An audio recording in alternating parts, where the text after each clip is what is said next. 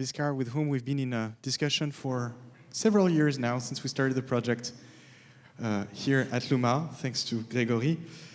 Amita is a professor of environmental studies, sociology and anthropology at Ashoka University in India. She's also the Dean of the Humanities there. Her research focuses on environmental conflicts and social inequality in India, particularly related to natural resources and air pollution. She has an immense knowledge through her anthropology about actually the anthropology of heat, how populations deal with heat in India. But right now she's also going to talk to us about another, which could have been very interesting for this conference, but she will talk to us about another thread of her research, that is how in central India certain populations deal with the notion of the unknown. And so again, thank you so much for accepting our invitation. Amita, the floor is yours. Thank you, Martin. It's my pleasure to be here. There is so much that we know. We live in the era of big data, and between states and large corporations, between statisticians, scientists, and sociologists, the broad patterns of our lives, as well as their minute details, can be measured, modeled, and made predictable. And for those of us with power and privilege, with access to information and the ability to use and act on it, we can control the world, control our world, to an unprecedented extent. Our schedule for next month, our plans for next year, our plans for children, for retirement, we can neatly map them out more or less. But historically, this ability to shape our lives and those of others is in fact an extraordinary thing, because it's only in a tiny window of time amongst a minuscule part of the population that people have had this confidence to feel that we know, to feel that we can steer our destiny. And even for, I'm calling it our class, more or less, and even for this class, its confidence, its conceit, its hubris was torn away during the COVID pandemic 5 years ago. COVID plunged all our privileged lives into uncertainty. Work, research, study, travel, everything was disrupted. And most of all, sickness and health, the well-being and safety of our loved ones, these were in peril as never before. No hospital beds to be had, no oxygen cylinders, people dying, gasping for breath. I remember this from April in Delhi in 2021. It was a wretched period, and I remember crying and crying at heart-wrenching stories of stranded migrant workers who had to walk hundreds of miles to get home to their villages because the government had stopped rail and bus services in a panic that COVID should not spread.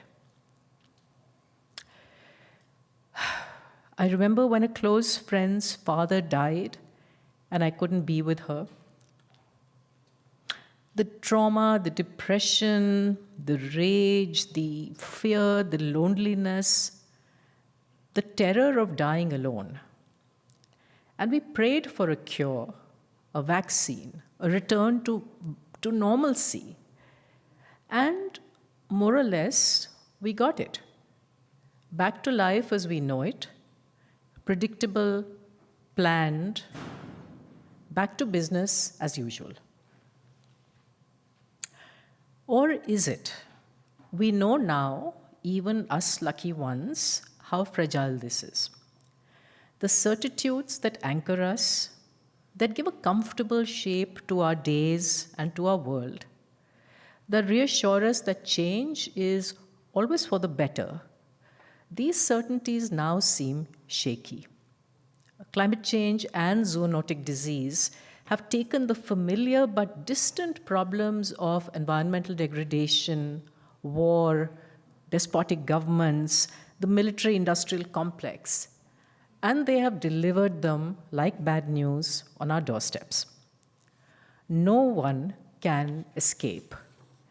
And none of our tried and tested techniques of elite buyout, of finding always private solutions, the environmental insulation provided by new technologies, the fact that we can find new locations, new places to go to, none of these techniques will work anymore.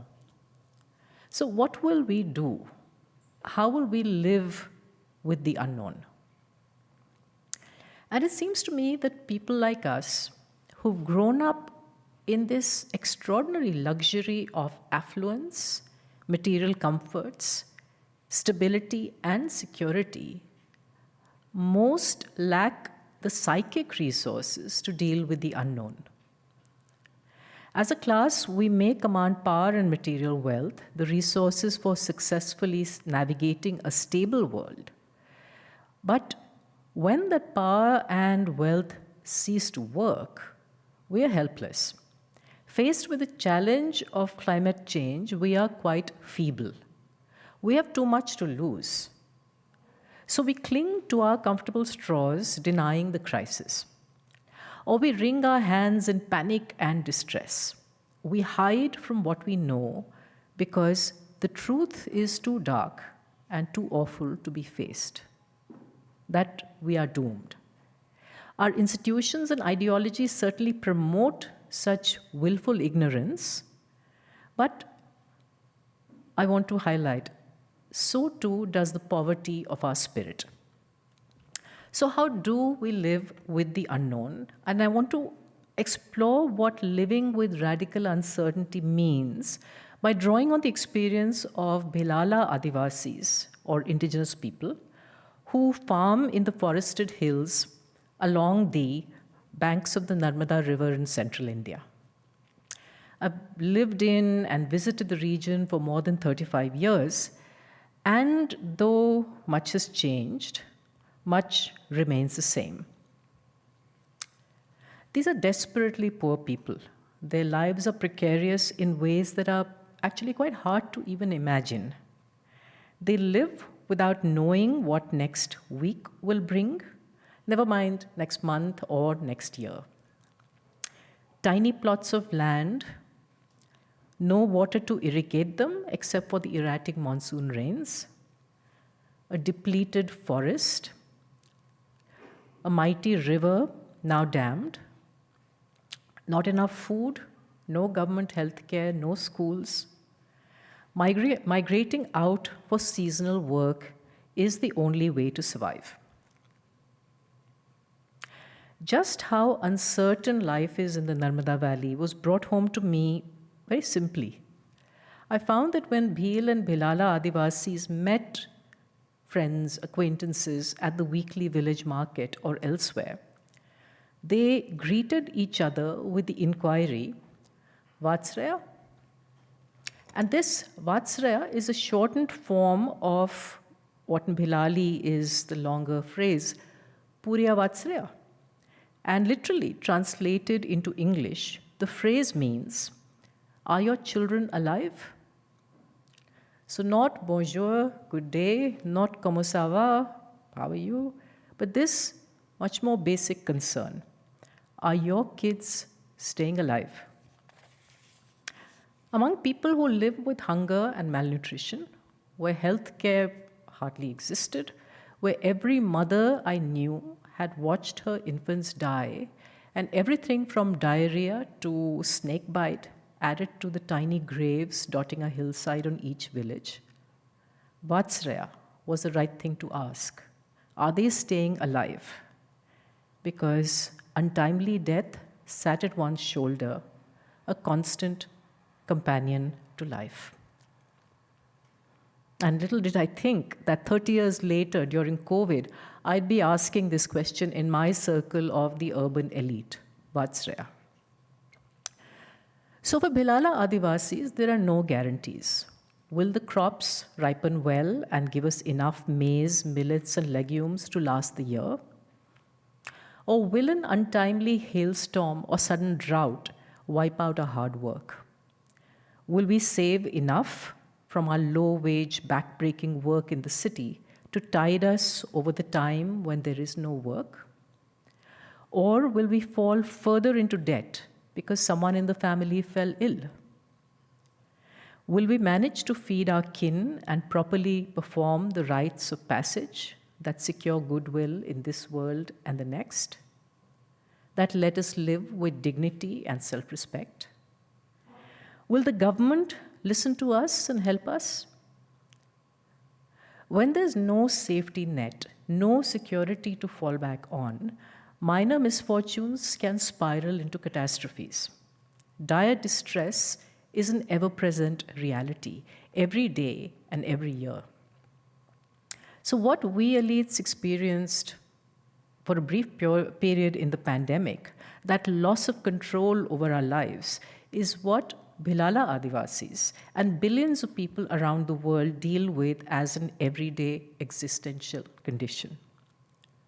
So how do they make sense of their lives? How do they survive, endure, aspire, and overcome? How do they inhabit uncertainty? So in my book, In the Belly of the River, I've written at length about how the people of one village, Anjanwara, along the Narmada River, collectively mobilized to better their lives. But here, I'm going to highlight only 4 points. And I think these are key. 1, people revere the river Narmada as sacred. She is mother. She names and gives life to every single thing. She created all the people. She gave them grains to eat and fish to eat. They sing songs in her praise. People also worship other gods and goddesses and the ancestors who have gone before them. They honor the land. To revere and fear the gods that are nature, to believe that they shape our fate, is not to be fatalistic. Bhilala villagers are among the hardest working people I know, especially the women. They know that gods are capricious, that hard work can come to naught, but they strive nonetheless to give shape to their future while respecting the land and the river. Their sense of nature's limits led me to describe them in my book as default environmentalists. And we all need to be default environmentalists these days. Second, people have immensely diversified skills. They know how to grow different kinds of crops, catch a variety of fish, find palatable fodder in the forest for their animals. They know their environment intimately. They also know how to work with wood and brick. They're carpenters and masons. They know how to make something out of next to nothing. Nothing is ever wasted.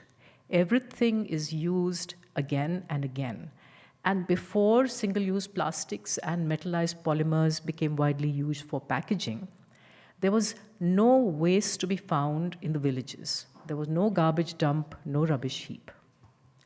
And though it has been born out of desperation, this ethic of waste not, want not, and this ingenious ability to improvise and refashion, to think and work across disciplines and specializations, these two are habits that we need to cultivate. In the midst of enormous hardship, people savor and celebrate their small joys with their kin. Time and again, they manage to rise above their material poverty, to come together, to contribute and share in each other's lives. To be sure, there are plenty of fights and feuds too, but there's also the unceasing effort to keep up good relations, a social fabric that helps us and holds us together, that tells us that we're not alone. These bonds of labor, of love and care, make one resilient. But, and this is a big and interesting but for me, they're also accompanied by a remarkable detachment. People have suffered too much to count on things going their way. And it is this apparent paradox of living deeply, of engaging intensely, and yet not feeling disappointed by setbacks, to not feel defeated by loss, that I find psychically the hardest lesson of all. Because to keep going despite adversity upon adversity takes huge reserves of willpower. What do we do to equip ourselves for this? Our education teaches us many things to help us master the world. But does it nurture our collective spirit to struggle and to keep on struggling despite the odds?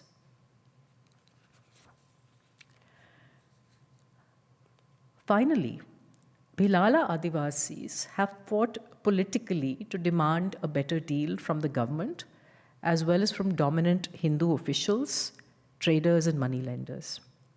They formed a trade union of farmers and laborers to secure rights to the forest. They stood for election to local government, and when they won, they created employment in the form of digging wells and leveling fields. They're working to save local varieties of seeds and continue the old ways of farming without synthetic fertilizers and pesticides. Slowly and steadily, despite many setbacks, they are inching their way towards greater economic and ecological security. If the state helped them, instead of looking away, they would be much further along. The support that they get from other small organizations certainly helps, and these networks of solidarity are tremendously important, but they need to be much stronger. I want to end on a note of cautious hope. I've always been skeptical about this turn in anthropology towards a kind of redemptive cosmopolitics to be found among indigenous groups. It is not a panacea, a magical antidote for curing the world of the ills created by capitalism and colonialism. I want to underline that Bhilala beliefs are complex and contradictory. Like us, they too are shaped by dominant discourses of development, by ideas of the good life, by Hindu society's notions of hierarchy and exclusion. But whether by chance or by conscious choice, there is a there, an ethic to learn from in how to inhabit uncertainty, an attitude to cultivate, an inspiration to draw on.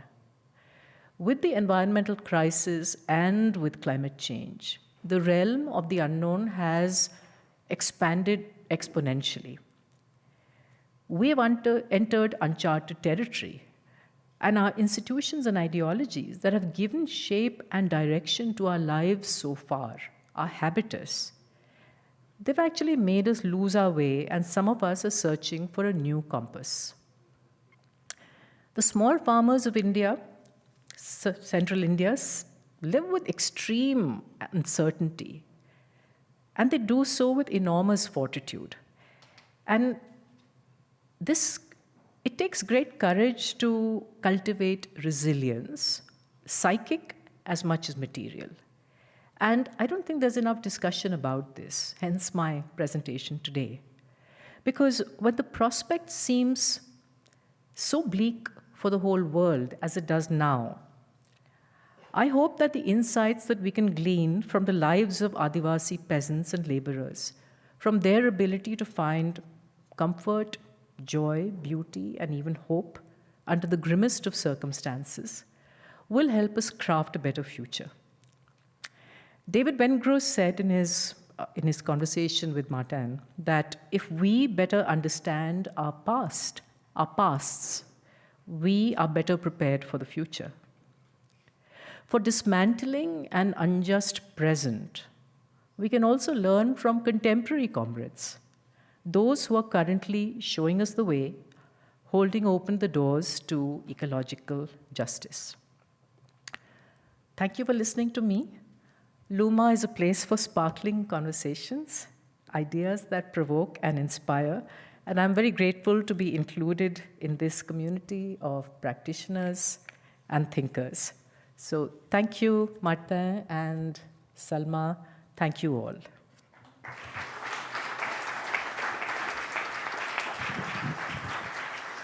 Even questions? Yes. Thank you so much for this talk.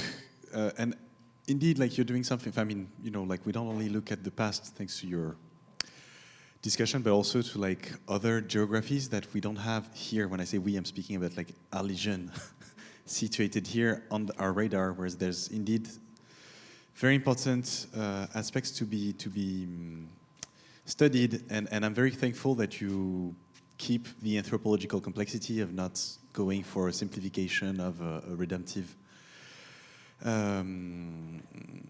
salvatory ID coming from another community, but highlight also the complexity that lies into it, and that's, you know, makes the presentation only stronger. There's a question here. Thank you very much for your great presentation. Would it be possible to broaden the outlook from that community to the growing Indian middle class and even India as a nation? Do you think that India as a nation, in the competitive nature of nations, is uniquely positioned going forward to cope with the uncertainty which we are going to deal with? I'm simplifying. I'm doing the contrary of what you say. I'm trying to simplify it. But are there certain things you could actually apply more broadly? I certainly wouldn't say that India is any position of advantage to cope with what is already amidst us. And I think it's to do with the deep, deep inequalities that exist in our country, and the fact that these inequalities have grown worse in recent years makes it that much harder to be at all optimistic about the future. But I think what has always been the strength of Indian politics is the fact that voices of opposition, voices that bring up alternatives, are of many different kinds. And the ability to come together to make use of unexpected conjunctures that crisis produces is always a possibility as long as these alternatives stay alive. As far as the middle classes are concerned, we have too much to lose to align ourselves immediately with any sort of movement that would directly actually mean a serious rethinking of the kind of patterns of living that have now become possible since the 1990s because of policies of economic liberalization. So the conversation needs to change, and I hope it will change, but that change is going to come from below, and the ways in which people who are already struggling can find in their own heritage and in the new circumstances that they find themselves some chances of coming together with others. Thank you, Amita. Another question here.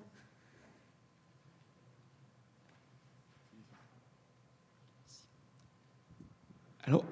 I would like to know what is the position of Modi government about global warming consequences, and what is the level of conscience of Indian society actually about this, on this subject? I think there's a lot of continuity between the present government of Prime Minister Modi and previous governments, which is primarily expressed in international negotiations where they say, we're not part of the problem.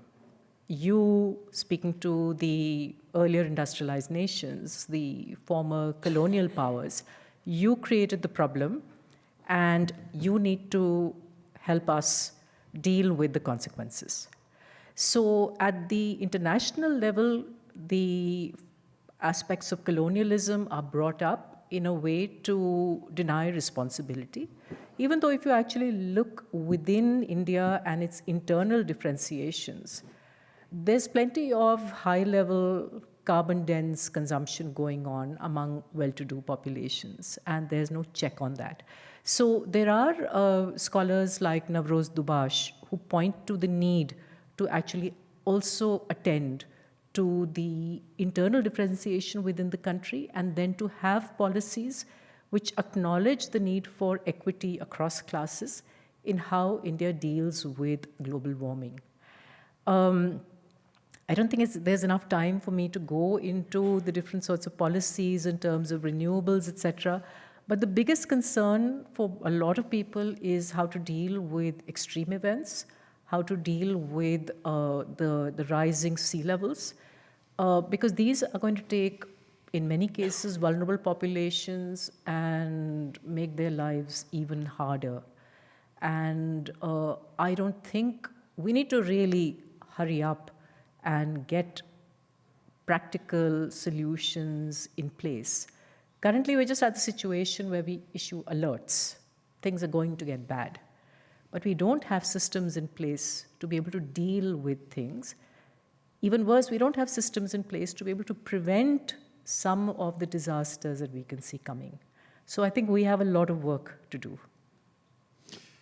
We have work to do, and as Paul-André Rosenthal was reminding yesterday, it can be a long process, and nonetheless, like, we need to study every little steps further, and that's what you help us to do. So thank you, Amita. Thank you.